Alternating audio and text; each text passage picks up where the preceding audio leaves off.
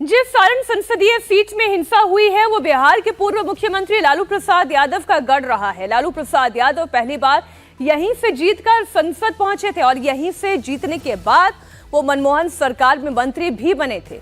लेकिन मोदी लहर में लालू का ये किला तो 2014 में ही ढह गया था। 2014 में लालू यादव की पत्नी राबड़ी देवी को हार का सामना करना पड़ा।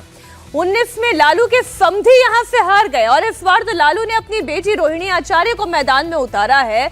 मतलब साफ है कि लालू परिवार अपनी प्रतिष्ठा को फिर से हासिल करना चाहता है, सारण सीट जीतना चाहता है और इसलिए उन्होंने अपनी बेटी रोहिणी आचार्य, जिनका राजनीति से दूर दूर तक का कोई वास्ता नहीं था, उन्होंने इसी साल राजनीति में एंट्री की और एंट्री करने के साथ साथ सारण जैसी सीट पर चुनाव भी लड़ ली।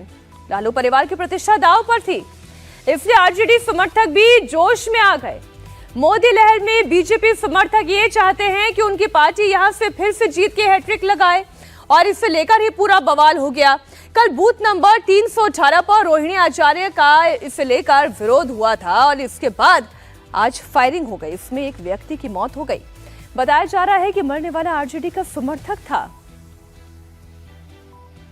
छपरा में हुई हिंसा के बाद काफी संख्या में पुलिस बल को तैनात कर दिया गया है। जिस भिखारी ठाकुर चौक के पास घटना हुई वहां पर चप्पे चप्पे पर पुलिसकर्मियों की तैनाती कर दी गई है और ये ठीक जो सड़क के पीछे का हिस्सा आप देखिए, ये भिखारी ठाकुर चौक है और इसी जगह पर कल एक मतदान केंद्र पर जब रोहिणी यहां पर आई थी उसके बाद से तनाव बढ़ा।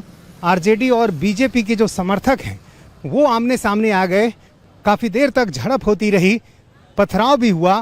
पुलिस ने मामले को शांत कराया, ऐसा लगा कि सब कुछ ठीक हो गया है। लेकिन आज सुबह इसी भिखारी ठाकुर चौक के पास एक बार फिर आरजेडी और बीजेपी के समर्थकों के बीच यहाँ पर बहस हुई।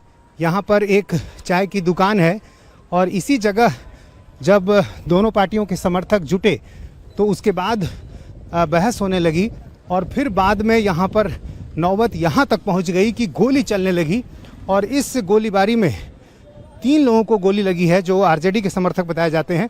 और ठीक इसी जगह पर यहाँ देखिए जो बाइक आपको टूटी हुई नज़र आ रही है और इसी जगह पर गोली चली। एक की मौत हो चुकी है, 2 लोग घायल हैं और बेहतर इलाज के लिए उनमें से एक को पटना रेफ़र किया गया है। यहाँ अभी भी जो खून के निशान हैं वो दिखाई दे रहे हैं और इसके बाद से यहाँ पर चूँकि काफ़ी तनाव बढ़ गया तो काफ़ी संख्या में पुलिस बल को तैनात कर दिया गया है। जो मृतक युवक है उसके शव को लेकर यहाँ आरजेडी के समर्थक सड़क जाम करना चाह रहे थे। इसको लेकर पुलिस के साथ काफ़ी धक्का मुक्की हुई। पुलिस ने समझा बुझाकर किसी तरह से शव को पोस्टमार्टम के लिए अस्पताल भेज दिया है, लेकिन उसके बाद से यहाँ पर तनाव बना हुआ है। आप देखिए इस चौराहा जो है भिखारी ठाकुर चौराहा, यहाँ पर हर जगह पुलिसकर्मी की तैनाती कर दी गई है और इसी रास्ते में थोड़ी ही दूरी पर बूथ है जहाँ पर कल रोहिणी आचार्य जब पहुंची थी तो बीजेपी और आरजेडी के समर्थक आमने सामने आ गए थे।